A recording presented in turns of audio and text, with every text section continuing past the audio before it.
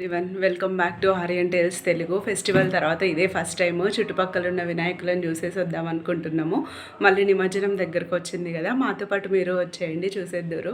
ఇంటికి దగ్గరలోనే వెంకటేశ్వర స్వామి టెంపుల్ ఇంకా రామాలయం ఉంటుంది. ఫస్ట్ వెంకటేశ్వర స్వామి టెంపుల్కి వెళ్ళిపోయినాము. ఇక్కడికి ఎప్పుడు వచ్చినా ఆర్యన్ అక్కడ కౌ స్టాచ్యూ ఉంటుంది, అక్కడ బేబీ కౌ మిల్క్ తాగుతుందని చెప్తున్నాడు. యాక్చువల్లీ వాడి మాటలే పెడదాం అనుకున్న వీడియోలో, బట్ టెంపుల్ కదా బ్యాక్గ్రౌండ్లో సాంగ్స్ వస్తుండే, మీకు ఎలాగో వినిపించదని చెప్పేసి పెట్టలేదు. చాలా క్యూట్గా అనిపించింది, అందుకే చిన్న బిట్ రికార్డ్ చేసుకున్నా. ఇంకా టెంపుల్లోకి వెళ్ళిపోయి వెంకటేశ్వర స్వామి దర్శనం చేసుకున్న తర్వాత గణపతి మండపం దగ్గరికి వెళ్దాం అనుకున్నాము. నాకు ఇక్కడ ఉన్న టెంపుల్స్లో one of my favourite temple ఇది. Main reason Venkateswara Swamy temple అవ్వడం వల్ల నాకు చాలా నమ్మకం వెంకటేశ్వర స్వామి అంటే. ఇక్కడే పక్కకి మండపం వేసి గణపతి దేవుడికి ఇక్కడ పూజలు చేస్తున్నారు. చిన్నపిల్లలకి క్విజ్ కాంపిటీషన్ కూడా జరుగుతుంది అక్కడ. నాకు భలే క్యూట్ అనిపించింది. అక్కడ అడిగే క్వశ్చన్స్ కూడా అన్ని గణపతి దేవుడికి అండ్ దేవుళ్ళకి సంబంధించిన క్వశ్చన్సే.